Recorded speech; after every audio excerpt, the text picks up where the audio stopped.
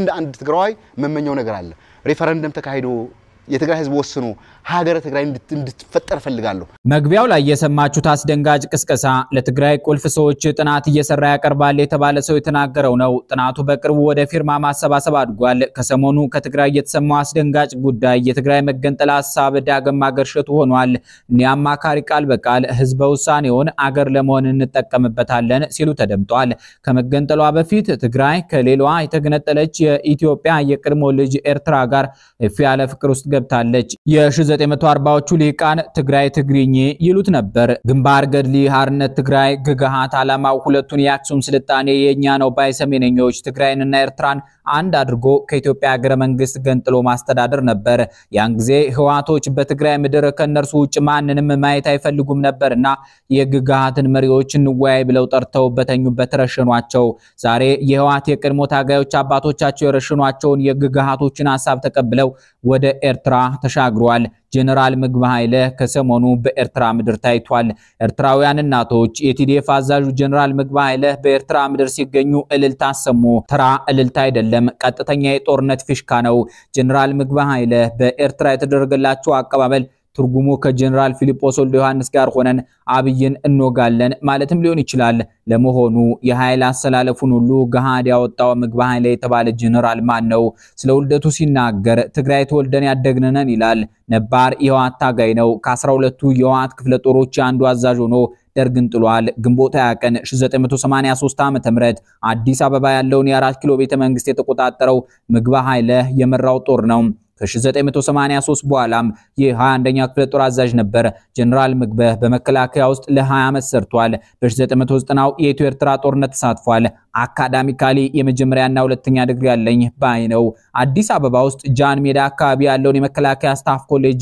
እንደመራው ይገለጻል የሁለታ ማሰልጠኛም በሱ ይመራ ነበር ስለ ሀብቱ ሲጠየቅ ለ7-8 ዓመት ቢዝነስ ጀምሬ ነበር በማለት አዲስ አበባ ውስጥ ፎቆች እንዳሉ ታረጋግጧል ንግድን የጀመራት ከመለስ ዜናዊ ሞት በኋላ ነው ባለፈው ጊዜ የፋኖ መሪነቱን ሲጠየቅ ከፋኖ ጋር ከአግባብ ውጭ ያልሆነ ግንኙነት አለኝ ብሏል ከታጣቂ ቡድኑ ጋር ይገናኛል ማለት ነው የሆነው ሆኖ ትግራይ ለብዙኛ ጊዜ ጦርነት ቀጠና እንዳትሆን የሚወዷት ሁሉ እየሳሱላት ይገኛሉ ሻዕቢያ ህወሓት ብልጽግና የተባሉ ኃይሎች ለዚያ ሀገር ያጸና ተጋሩ ሰላም ሊሰጡት አልቻሉም የትግራይ ህዝብም አንዱን ለይቶ በመውደድ ሌሎቹን ውጡልኝ ለማለት አቅም አላገኘም ላለፉት 50 ዓመታት ህወሓትን ያበቀለ ለመሬት ሆኗል ህወሓት ደግሞ ለትግራይ ህዝብ ፍዳን እንጂ በረከትን መፍጠር አልቻለም ብሔርተኝነት በማንኛውም ሁኔታና ደረጃ ያለፈ ጥሩ ወይም መጥፎ የታሪክ ትዝታ የሚፈጥረው ህሊናዊ ክስተት ነው ይባላል የትግራይ ብሔርተኝነት ከመጥፎ ይነሳ ከጥሩ ትዝታ በትክክል የተበየነ ነገር ባያጋጥመንም ጠንካራ ትስስር እንዳለው ግን እናያለን አንድ ተጋሩ ማንነቱን በተጋሩነት ሲገልጽ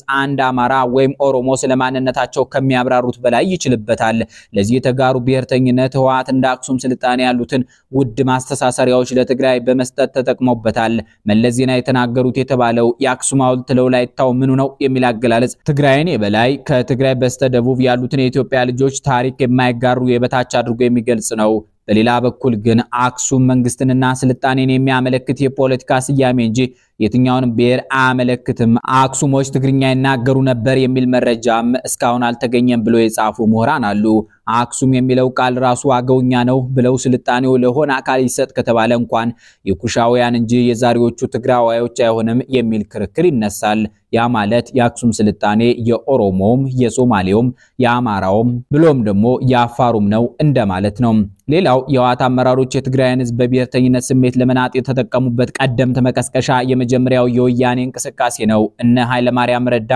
የተሳተፉበት ማለት ነው እዚህ ላይ ደግሞ የቀዳማዊ ወያኔ መነሻ ምክንያት አፄ ኃይለ ሥላሴ ሀገር ጥለው ከሸሹ በኋላ ተመልሰው መተው ሊገዙና አይገባም ቄስ ካፈረሰ አይቀድስ ንጉስ ከሸሻ አይነግስ የሚል ነው ትግሬ ይንገስልን ብለው አልጠየቁም ከትግሬነት ይልቅ ኦርቶዶክሳዊ ስነ ምግባር እንዲከበር የመጠየቅ ዝንባል ያለው ብለው የጻፉ የፖለቲካ አስተማሪ አጋጥመውናል ደግሞ ህወሓት በቅርቡ ትግራይን ከኢትዮጵያ የሚገነጥል የፊርማ ማሰባሰብ ስራ ስለመጀመሩ መዘገባችን ይታወሳል ሀብታሙ አለባቸው እንደጻፉ ከሆነ ግን በየትም ዓለም ኮር ስቴት ራሱ በፈጠረው ሀገር ላይ የራስን እድል በራስ መወሰን እስከ መገንጠል ጥያቄ ያነሳም ህወሓት ከፈጠራት ትግራይ በስተቀር ማለት ነው። ትግራይ ደግሞ የአክሱም ስልጣኔ መነሻ ቦታ የዛሬዋ ኢትዮጵያ ስትጠነሰስ ዋና ከተማ የነበረችው አክሱም ዛሬም ህያው ሆና የምትታይባት ምድር ናት። ዳንኤል ክብረት ብርሃኔ የትርክት ዳና በረከት በሚሉትና ሐምሌ 2016 ዓ.ም ባሳተሙት መጽሐፋቸው ላይ ግን በኢትዮጵያ የስልጣን ታሪክ የስልጣን መሰረት ደቡብ ነው በማለት የዛሬዎቹ ትግራይና ኤርትራ ከስልጣን መሰረትነት ማለትም ከኮር ስቴትነት ደረጃ መውረዳቸውን ያትታሉ። ትግራይ ብትገነጠል ምንም አይቀርብንም ነው ነገሩ። የትግራይ መገንጠል ጉዳይ ከ1968ቱ የህወሓት ማኒፌስቶ ጀምሮ የነበረ ነው ብለው የሚከራከሩ አሉ። የህወሓቱ አያቶላ ሊባሉ የሚችሉት አቦይ ስብሃት ደግሞ ስለ ትግራይ መገንጠል አንስተን አናውቅም ሲሉ እናደምጣቸዋለን። ባሳለፍነው ዓመት አዲስ አበባ አግኝቼ ያነጋገርኳቸው አንድ ትግራዋይም የአቦይ ስብሃትን ሐሳብ ደግፈው ህወሓት ለመገንጠል ጫካ አልገባም ብለው ተሟግተውኛል። ማኒፌስቶ ላይ የጻፈውም አንድ የኢህአፓ ሰርጎ ገብ ነበር ባይ ናቸው። በዚሁ በ1968ቱ የህወሓት ማኒፌስቶ ላይ ከተጻፉ አገላለጾች አንዱ ኤርትራ ውስጥ የሚደረገው ትግል ያለ አንዳች ጥርጣሬ ሐቀኛና ታሪካዊ መሰረት ያለው ጸረ ቅኝ አገዛዝ ትግል ነው ይላል። እንግዲህ በህወሓት የልጅነት ህገ መንግስት መሰረት ኢትዮጵያ ኤርትራን ቅኝ ተገዛ ነበር ማለት ነው። ህወሓትና ተጋሮች ግን አንድ ሆም ብለው የሚዘሉት አቃለ እሱም በትግሬው የኢትዮጵያ ንጉሠ ነገሥት አፄ ዮሐንስ አራተኛ ድክመት ኤርትራ በጣሊያን ቅኝ ልትገዛ የቻለች ምድር መሆኗን ነው። ይችን መራራ እውነት ሳያወላውሉ ጧት የምታገኟቸው ሰው ገብሩ አስራት ብቻ ናቸው። እሳቸው ሉዓላዊነትና ዲሞክራሲ በኢትዮጵያ ብለው በጻፉት ድርሳን ላይ የአፄ ዮሐንስ በማህዲስቶች ጎንደርን መውረር ምክንያት ማፈግፈግና የራስ አሉላ መረብ ምላሽን ጥሎ መውጣት ጣሊያኖች ሳይዋጉ መረብ ምላሽን መያዝ አስችሏቸዋል በማለት ድክመቱን ለነጻድቃን ገብረትንሳኤ ዘመዶች ይሰጧቸዋል። የትግራይ ልሂቃን እንደ አዲስ እንገንጠል ማለት ከጀመሩ 7 ዓመት አለፋቸው። በ2010 ዓ.ም በመቀሌ ዩኒቨርሲቲ የፖለቲካ ሳይንስ መምህርና የፖለቲካ ተንታኝ የነበሩት ሙሉ ወርቅ ኪዳነ ማርያም ለአውራምባ ታይምስ ድረገጽ በትግርኛ የሰጡት ቃለ ምልልስ ላይ አብሮነት የሚያገዳድለን ከሆነ መለያየት አማራጭ መሆን አለበት ብለው ነበር። በአንጻሩ የሆርን አፌርስ ድረገጽ መስራችና ዋና አዘጋጅ የነበሩት ዳንኤል ብርሃኔ ትግራይ ትገንጠል ቢባል እንኳን ብቻዋን የምትወስነው ጉዳይ አይደለም እያሉ መወያየት የጀመሩት ገና ጥር 2010 ዓ.ም ላይ ነበር። ያለ ትግራይ ኢትዮጵያን ማሰብ አይቻልም። ስለዚህ ትግራይን የመገንጠል ሐሳብ የኢትዮጵያን ሁሉና የማክተምና ያለማክተም ጉዳይ ነው በማለትም ስጋታቸውን ገልጸው እናገኛቸዋለን።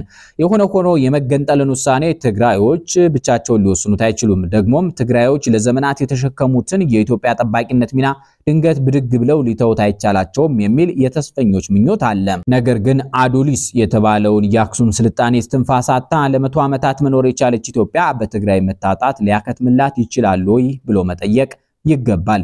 በኢትዮጵያ ዘመን መለኪያ መስከረም 15 ቀን 2015 ላይ በአይጋ ፎረም የትግራይ ህዝብ ቀዳሚ ጥያቄው ምንድነው መገንጠል ወይንስ ህልውናውን በኢትዮጵያ ውስጥ ማስከበር በሚል ርዕስ ጽሑፍ ቀርቦ ነበር። ጸሐፊው የኢትዮጵያ መንግስትና ህዝብ ትግራይን እየበደለ እንደሆነ አምርረው ይናገሩና በመጨረሻ መገንጠልን ሰፋ አድርገው ይሰብካሉ። እንዲህ ያለው አስፈሪ የሚመስል ግን ሆኖ ያየነው ጉዳይ በዚያው ሰሞን በአዲስ አበባ ከተማ ከንቲባ አዳነች አቤቤ በኩልም ተነስቶ መገንጠል ከፈለጉ ይችላሉ ማን ከለከላቸው ሲሉ ሰምተናል።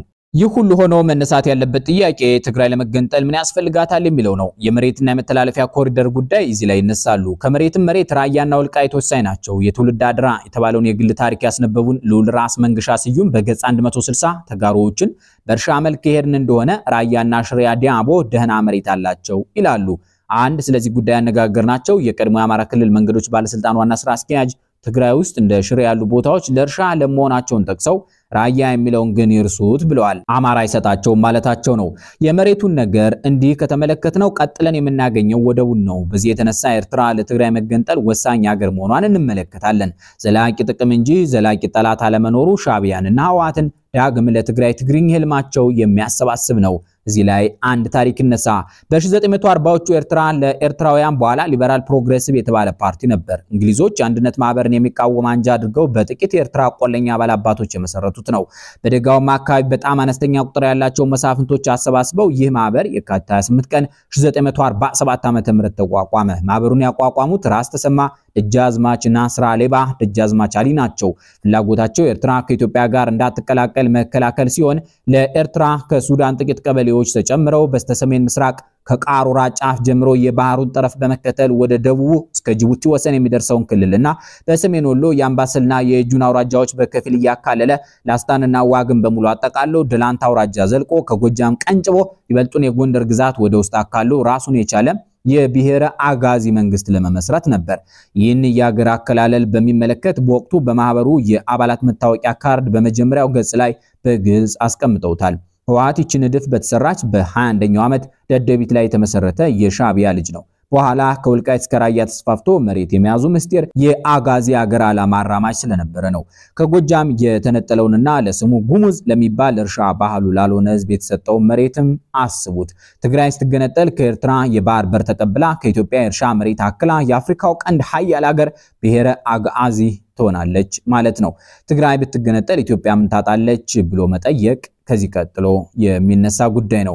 መልሱ ቀላል አይደለም። ለክርስቲያኖች ትግራይ አክሱም ጽዮን ናት። የትም ዓለም ላይ የሌለችው ታቦተ ጽዮን በዚያ አለች ተብሎ ይገመታል። ለሙስሊሞች ትግራይ አልነጃሽ ናት። ትግራይ ከሃይማኖት ይልቅ የቀደመ ገናና ታሪካቸው ለሚመስጣቸው ኢትዮጵያውያን የኒያ ኩራተኛ ሐውልቶች ምድር ናት። ደግሞም የትግራይ መገንጠል የኢትዮጵያ መፈራረስ ዋዜማ ነው። ዳንኤል ክብረት የስልጣን መሰረት ደቡብ ነው ቢሉም ብዙ ልሂቃን እንደሚያነሱት ሰሜኑ የኢትዮጵያ ክፍል ያገሪቱ አስኳል ነው። ቢስማርክ ጀርመንን ፕሩሺያ ከምትባለው ማዕከሉ ጀምሮ እንዳሰባሰባት የኢትዮጵያ መሪዎች የተበታተኑትን ያገሪቱ ግዛቶች ለማጠራቀም ከትግራይ አማራና ኤርትራ መጀመር አለባቸው።